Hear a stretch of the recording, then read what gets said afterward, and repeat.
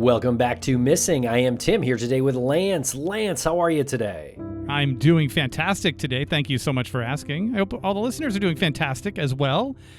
We have a return guest, a gentleman who is welcome to come on this show whenever he has something that is relevant to say in this true crime space, and we really love him because he brings us this unique perspective that we didn't realize we would have until we start talking with him and we walk away from the conversation feeling just a little bit smarter. But Tim, do you feel smarter? How are you today? I'm doing good over here. I'm not so sure if I feel smarter today, but definitely after speaking with David Perlmutter, I did. And Dr. David D. Perlmutter is an author as well as the former dean of the College of Media and Communication at Texas Tech University, but now he is a full-time professor there. So we've got him all to ourselves in this conversation, and we speak about the very mysterious disappearance of Jodi Huisentruit from Mason City, Iowa on June 27th, 1995. And it's a really mysterious disappearance, Lance. You could definitely call it an abduction. Certainly a crime scene there in the parking lot of her apartment complex where it sure looks like she was abducted from. So we kind of start there with David and we go over some of the facts. But as we mentioned, David is big into media and communication. And so what he really aims to do is sort of go back to the early days of this disappearance and analyze the media and how it helps or hurts a case. And in this scenario, it's a little extra interesting because Jodi Huisentruit was a member of the media. Right, because we've covered the media coverage of other stories with David, but we haven't covered the media coverage of somebody who's part of the media, and then you see what's been discussed or you hear what's been discussed by her coworkers on how to cover her disappearance and the responsibilities that they have. And it's really interesting because they're like actually applying that wisdom or those practices. They're applying those practices that David has been telling us about for years. And what is so interesting about the inner workings of, for example, the news broadcast studio that she worked for is the conversations that happen behind the scenes. Like, are we covering it too much, not enough? And what is the benefits and the pros and cons to, never stop covering it? And then they have to take her out of the picture as a friend because I'm sure they were all friendly colleagues there too. So it just adds like a couple of layers that we can finally start applying some of the things that David has been telling us directly to because she's a part of the media. But anyway, we'll get into a lot of that in our final thoughts too. Yes, we will. So this interview is going to be broken up into two different episodes. And at the end of part 2, Lance, is where we will share our final thoughts on the case. So make sure to stay tuned for that. And hey, if you're listening on Apple, you may want to listen and watch on Spotify. You can do that now. Just switch over to Spotify. You can watch this video show as well as audio show. Will pop up pictures and you can see the conversation as it unfolds. Right. You can watch our expressions in real time, our looks of shock, of amusement. Anytime we have an emotion, you can actually see what our faces do at that point, which I'm sure a lot of people have been dying to see. All right, everyone. So please follow us on social media at MissingCSM. And we're going to break quick for commercial here, and we'll be right back with Dr. David D. Perlmutter to speak about the disappearance of Jodi Huisentruit.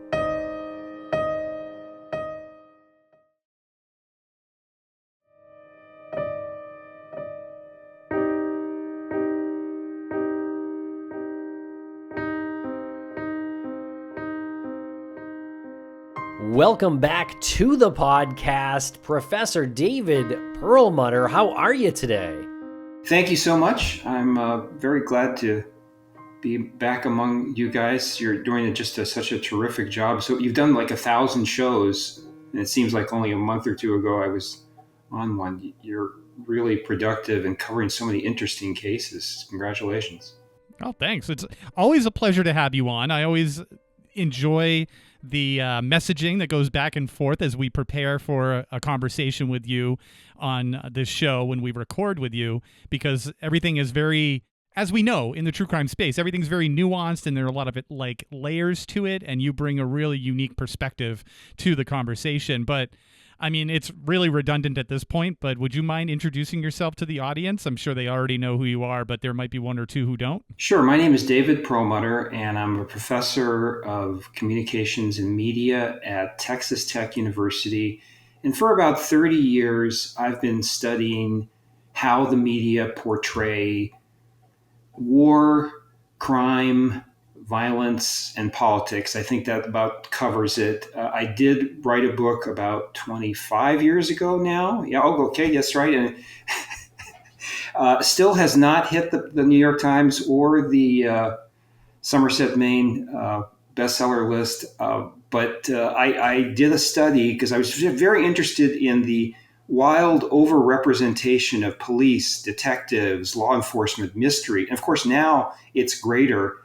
We recently were looking at some channels that were BritBox and others. They're like 99% mystery. The mystery genre, the detective genre, has just become dominant in the new streaming media space. So I was interested in how people understood crime and law enforcement and the legal process through television, news, and fiction.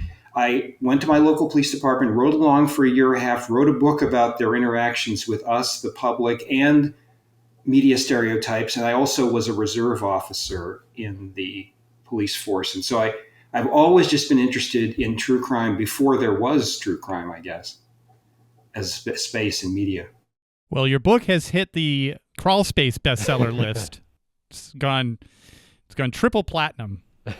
Thank you. I know Oprah is weeping now because she feels eclipsed by your endorsements. So yeah, we make Oprah weep a lot, to be honest. Okay. All right, David. So today you are joining us to speak about the media coverage in the disappearance of Jodi Huisentruit. So before we get into that, let's just go through the timeline, the brief timeline here of how Jodi Huisentruit went missing. And so this is all the way back in 1995 in Mason City, Iowa. And June 27th, 1995, Jodi did not report to her work, which she was supposed to report at 3:30 a.m. because she was an anchor at KIMT TV in Mason City, Iowa. So she was actually on TV and supposed to be on TV that day.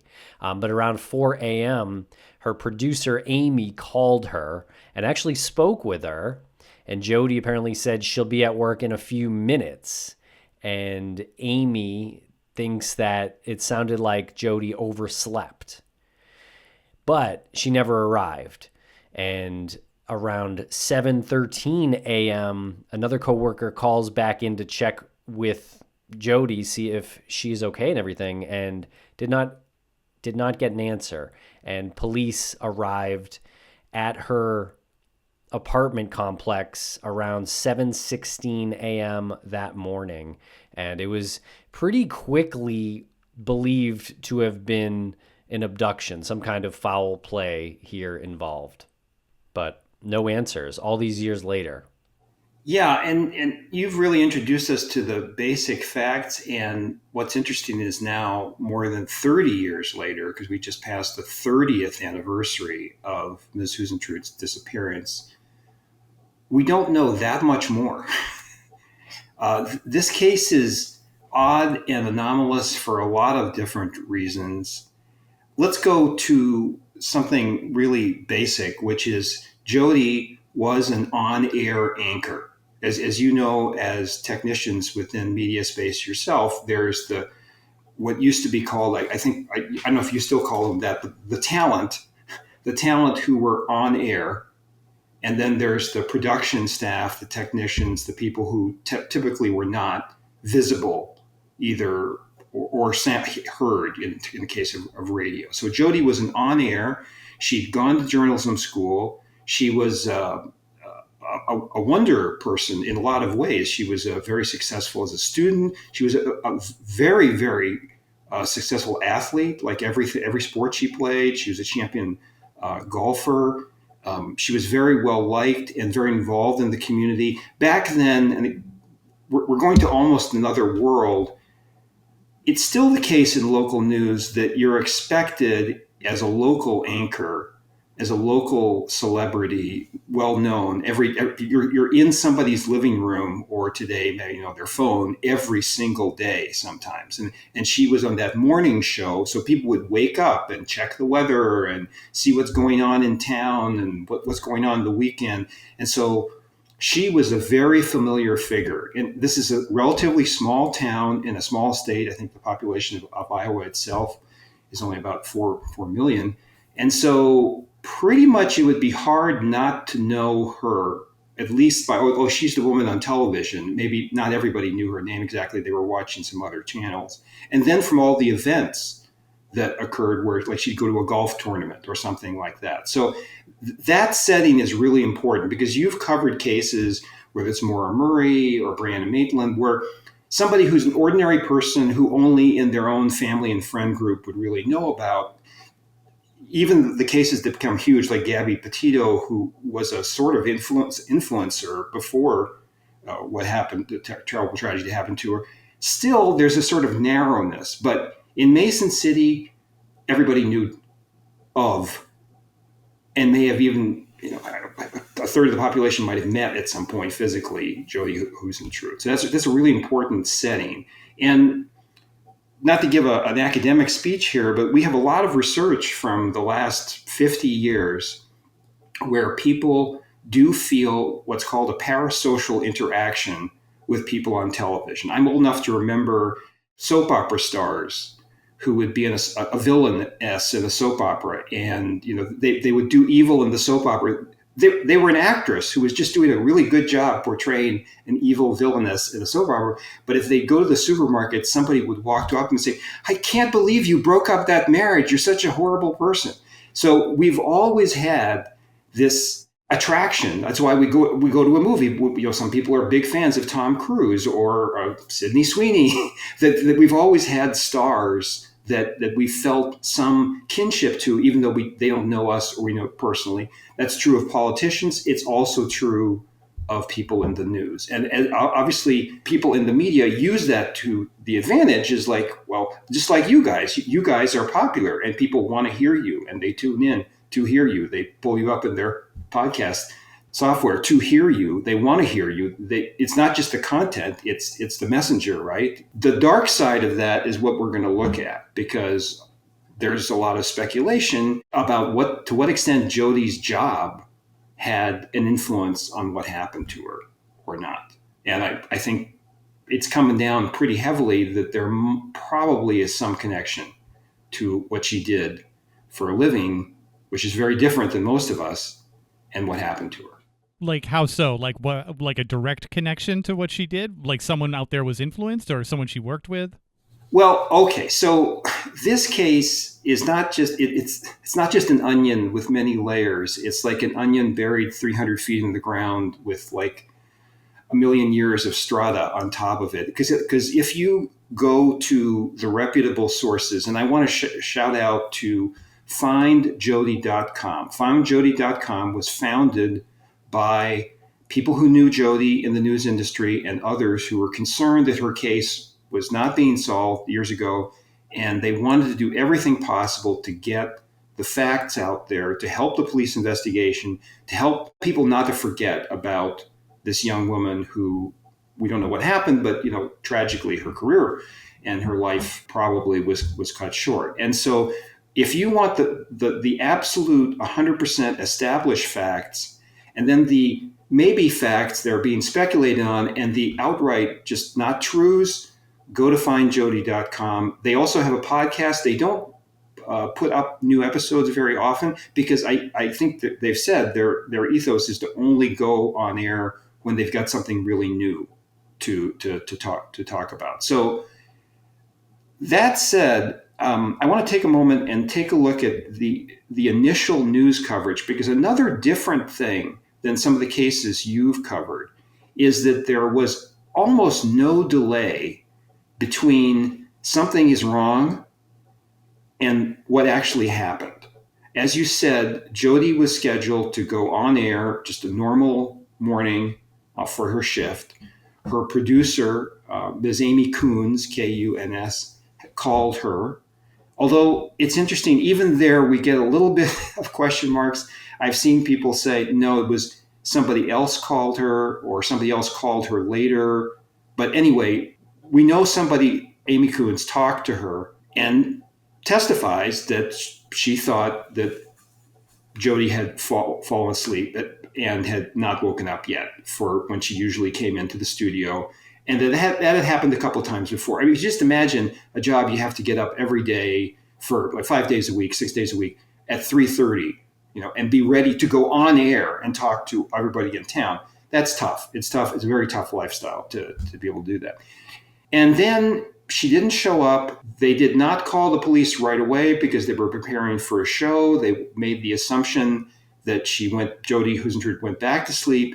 Then when she didn't show up at all, they called the police. The police were there early that morning, and they found a scene.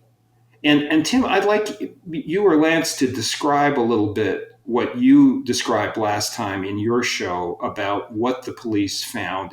And let's, I'm not going to pick it apart, but I'm just going to say this is the kind of oddity about this case in interpreting something and it being established as fact when it's still a question mark. But like, what do you have down as what the police found on the scene?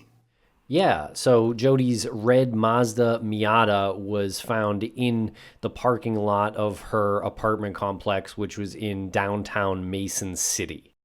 A pair of red women's dress shoes, a blow dryer, bottle of hairspray, car keys, and earrings are scattered beside the car, along with a bent car key. And there are signs of a struggle. And police pretty much immediately began a missing persons investigation. And those facts were right from that Find Jodi site. And wasn't there, in addition to that, wasn't there a palm print that was found on a telephone pole or some pole? I believe on her car. Yeah, let me take a couple of those. So I looked at the initial news coverage. And again, something anomalous about this case was that the news coverage came so quickly. I mean, for most people, when they go missing, for it to become a story that you're missing, unless you're a celebrity, it takes a couple of days for the news to report it. First of all, the police won't just say right away, like, I'll call the media and let them know 20 minutes ago somebody was missing, right? That doesn't usually work that way. In fact, if you can think of a case where somebody who wasn't a celebrity was reported missing in the media within a couple of hours, that's pretty rare, right? Can you think of one? Yeah, I think that's very rare. I can't think of one off the top of my head. Right. So there were, according to the memory of the reporters involved, there were some initial radio reports on some other stations. Then Jodi's station reported, I think by noon of that day, that we believe our colleague, Jodi Huisentruit, is missing. So the public was aware there was something wrong with this extremely recognizable person. As fast as, we often are sad sometimes about how we think, gosh, this case could have been solved if there had been more attention earlier, right? You guys have said this in a lot of your broadcasts for different cases, is that if people had just been notified that somebody was missing or had been kidnapped or something earlier, we might have gotten more information. Well, you can't get any earlier than a couple of hours, right? And the implication that there was foul play, because you couldn't imagine a TV show where there wasn't a better indication that something was wrong than somebody is going to their car and then their stuff is a purse, shoes are strewn around, a bent car key, what the police describe as signs of a struggle. Then within a couple of days, people in the apartment building are interviewed. And I have 4 to 5 people saying around 4:30 a.m. I think is one of the times that's given. Although you know how often people were looking at their clock, they heard screaming, a woman's screaming from the parking lot. And we'll be right back after a quick word from our sponsors. Thanks to our sponsors, and now we're back to the program. Around 4:30 a.m., they heard screaming. This is where, if you read the transcripts, There's different reports about whether anybody could hear anything intelligibly. Some person claimed they heard a name. Some person said that it sounded more surprised than afraid. One person, I thought this was very interesting. You guys are technicians of television and video production and so on. One person said it went on for a minute. Now, this is, you imagine as police officers, this is a problem, right? Somebody says, I heard screaming for a minute. Now, you know from video, audio production, 60 seconds is forever. If we just went dark here for 60 seconds, we'd lose half the audience. And people would go, is something wrong? Are you guys okay? If it was a live streaming, right? So so somebody screaming for 60 seconds, and by the way, nobody apparently did anything. No, certainly nobody went to the parking lot. Nobody called the police. We'll talk about that in a minute. But I actually asked one of the people who just recently on Reddit, Scott Fuller had, who one of the founders of Find Jodi, had a Q&A on Reddit, and I asked him about that, and he said that he wasn't 100% sure about whether, people say a minute as a unit of a short time, and they may not mean like I timed it, and it was 60 seconds, right? So right there's stuff going on, and the initial news reporting followed the rules, which was, if you look at the initial stories, they say local anchor woman missing. They do use the word missing. They don't jump right to abducted, because there are different scenarios here. I think the weight of evidence after 30 years is that she was abducted in the parking lot and that there was a struggle. But, there are other explanations. If somebody wants to make something look like a struggle, well, that's, you throw stuff on the ground and you bend the car key. So the point is that right from the very beginning, this is a different case than most cases. And whatever happened had to have happened very quickly. And then whatever happened to Jodi after, we've talked before, when, in my experience in the police department, police, when they give crime prevention, how to not be a victim of crime, they always talk about never go to the second crime scene. If somebody attacks you in the Walmart parking lot, then you make your last stand in the Walmart parking lot. You don't believe the guy who says, get in the car, I just want your money, I won't hurt you. Fight it out. That's what police say. I'm not advising that myself. I don't know. I'm not a police officer, but I've heard that very often, right? So whatever happened at the second crime scene has been secreted for 30 years, which is pretty amazing considering the publicity. I have several connections to Iowa personally, but also I was at the journalism school at the University of Iowa later for about 5 years. And it is definitely one of the most, there's a couple of other famous Iowa missing people cases, but certainly because of the nature of Jodi's job, it's hard to not be in journalism in any capacity, or even be a journalism student, even a young student, like 18, and she was a journalism major, and not hear about this case. It's strange to a lot of people that we know so little, because you've just described pretty much the fact that there's a lot of there is other stuff there. There's a whole range of suspects. There's been a detective who's been involved in this for years. There've been different police chiefs have come and gone. The police department have done different things. There was recently a Hulu documentary, but the case is unsolved after all this time. And I personally think that's pretty amazing that it isn't solved in any way, including, recovery of some kind. Not even asking like who did it. Yeah, I mean, the scene itself suggests that this was sort of an ambush and there was a struggle. So I'm wondering just how planned out the second location that you spoke of was. So if the abduction site calls for a struggle, like at what point is she subdued enough to put her into a more controlled environment that would cause no answers to be had for 30 years. You know what I'm saying? I hope that made some sense. Like, the ambush itself doesn't feel like it was very well executed because of all of the items everywhere. So I'm wondering what that second crime scene looks like. How prepared was that? But I gotta say, whoever abducted Jodi must have known her work schedule or something to that effect. I mean, unless we're to believe it was random, which I don't really believe. Right, but they would have to, sorry to jump in here, but they would have to know that she was running late. Or they could have just been waiting outside. Could have been waiting. Yeah. Yeah. Yeah. So there are these and you guys have talked about this a lot. When you're a police officer or a detective or investigative journalist or somebody in the true crime space and you're looking into a case, it's always good not to get tunnel vision and fixated that there's only one possible solution and to jam all the evidence into supporting that one possible solution. We do not know what happened to Jodi, period. That's it. We're done. That's the truth. Now, there are reports. I have to say that every missing person case, there's a report of a white van seen in the premises. It seems like, whenever anybody goes missing, somebody remembers every white van that they saw near there. So there is a report of a white van that was seen continually, not in the parking lot, but near the parking lot.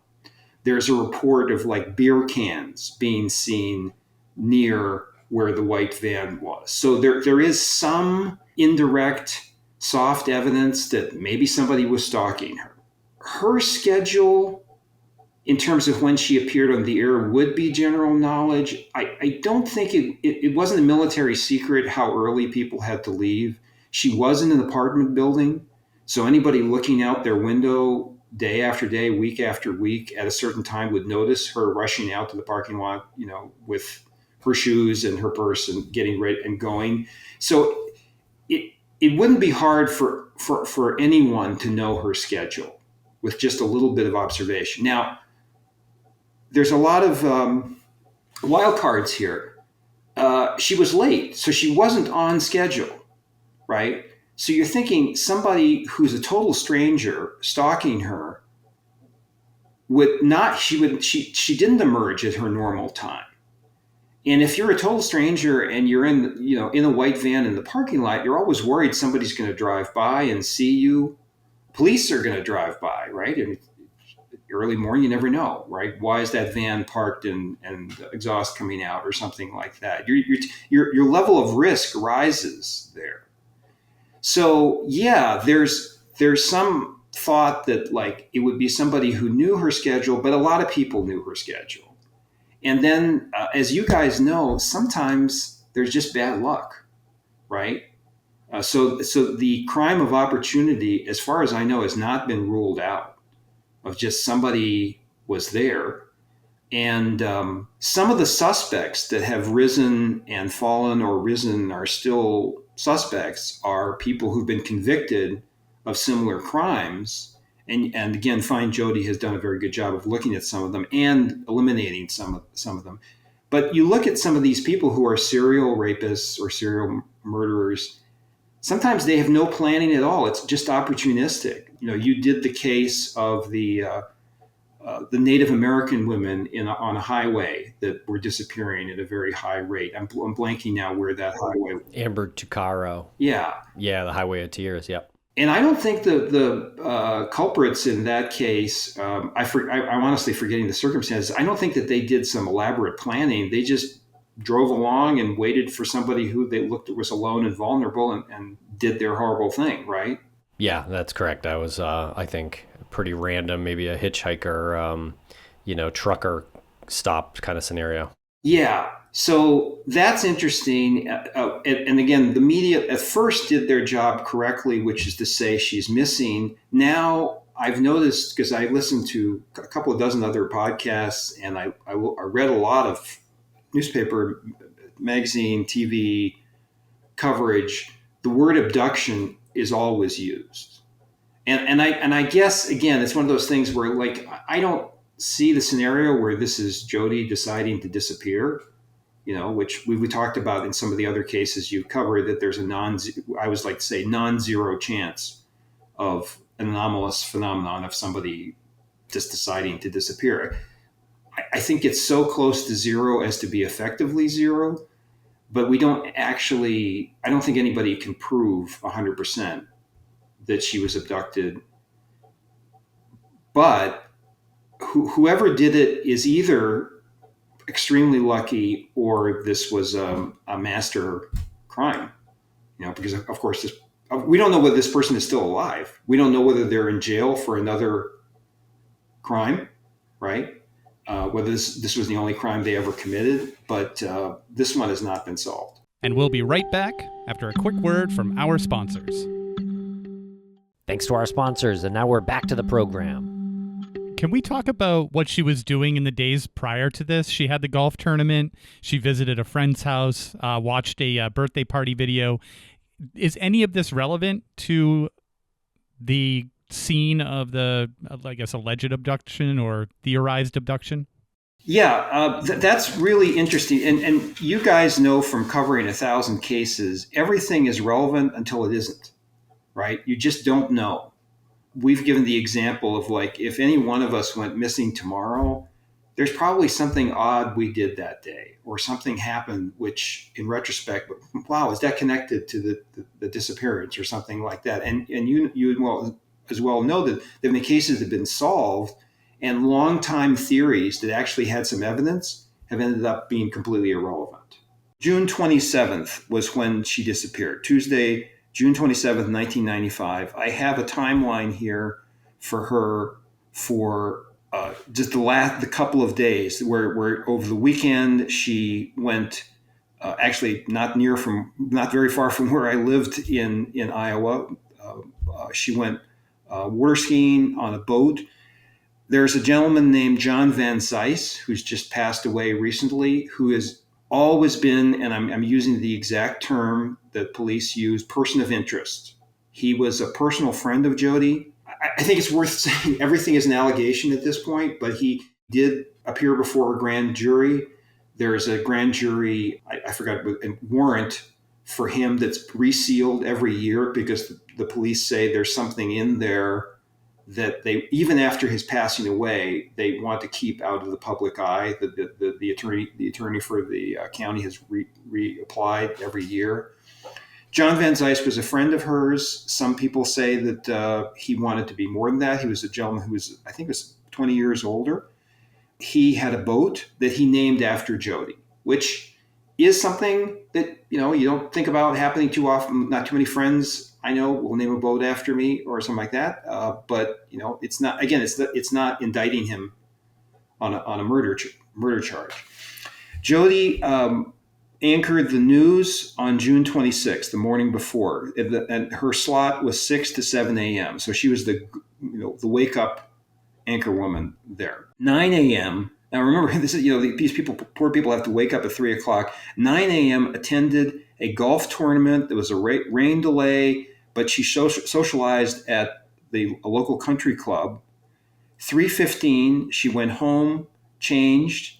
3:30 to 8, she had dinner, and back at the country club, where she mentioned to somebody that she had received harassing calls. I don't think the police have ever released that. I know in 1995 it was possible to trace calls, so I don't think anything's ever been released and we traced the calls to this person or something like that, or for some reason maybe the calls went from a phone book or work, but that's there. It's a fact that she told somebody she'd received harassing calls the day before she disappears. Right. And let me just note, it seems like she's talking about a house phone, not a cell phone at that point.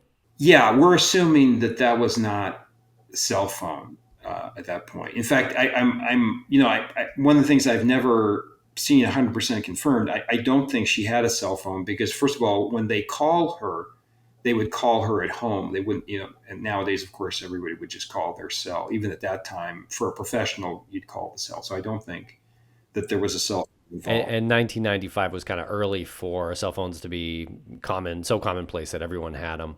I think that's interesting in that it wasn't like she was sitting at dinner at the clubhouse after the golf tournament and she was getting phone calls right then, and that sparked her, to mention that to those folks. She actually brought it up outside of it happening presently. You know what I mean?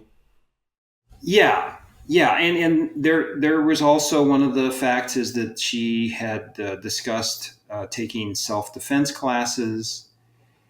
8 o'clock, she left the awards dinner. 8:24. I mean, just think about how good a timeline we have versus some people who it's some of the famous cases you've done, Maura Murray, Brianna Maitland, where the timeline is pretty vague on like not to the minute certainly, right?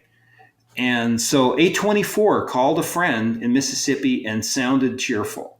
Then we have 8:30 to 10, the night before she disappears. She visits this John Van Zice's duplex. He does not live in the same apartment building, but again, Mason City is very small. We're talking about 5 to 10 minutes to go across town to watch a video of her birthday party. Van Zice said she left about 10 p.m. Neighbors in her apartment complex say that they saw her return. I haven't seen any narratives of that. That's just something like appears. But again, somebody heard her answer the phone. And this was not a cell phone. So in 1995, if somebody called your home, unless they had some elaborate Mission Impossible equipment, it was probably ringing at your house. So then all the events that we've talked about happen the next day. So we do have people in her life. She apparently found a new boyfriend or partner recently, and that they'd seen a lot of each other. His name has not come out that much. In fact, it sort of came out very late in the investigation. John Van Zice has come up again. If you go through Find Jodi, you're going to see there's probably about a dozen people who are associated because, again, they've committed similar crimes and they lived like in town, the same town as her. So we also have just a lot of oddity. I can go into some of the other oddities, but in answer to your original question, there's not a smoking gun that's real obvious from the days before her disappearance that you can just point to and say, oh my gosh, the trail starts hot there. Can we chat real quick about the item that is continually being resealed by law enforcement concerning John Van Zice? That doesn't necessarily have to do with Jodi, though. That could be something that is in relation to another crime or something, right? Like this doesn't necessarily have to be related to Jodi. Yeah, that's a good question. I believe that in the filing by the attorney's office, they say their specific reason for resealing this indictment every year, even after now he's passed away, is related to this case. And you know, again, anybody who's listened to your show knows police will often withhold from the public, from journalism, from anyone covering a case, certain details that they want to make sure only they and the perpetrator and the victim know. Because that's one way to narrow down false confessions, false trails, that somebody somehow, false conviction, false accusations, right? One thing I want to flip to, and we'll cover whatever you want, but one thing I want to flip to is that typically, again, since 99% of cases are ignored, right? Like 99% of cases of the 250,000 murder and missing that you've listed in your show, 99% of them, there's a news report, somebody's missing, and that's it. You never hear about it again. You've covered some pretty famous cases that keep being brought up again and again. Jodi is brought up again and again. There are billboards in Mason City saying, let us know, tell us, right?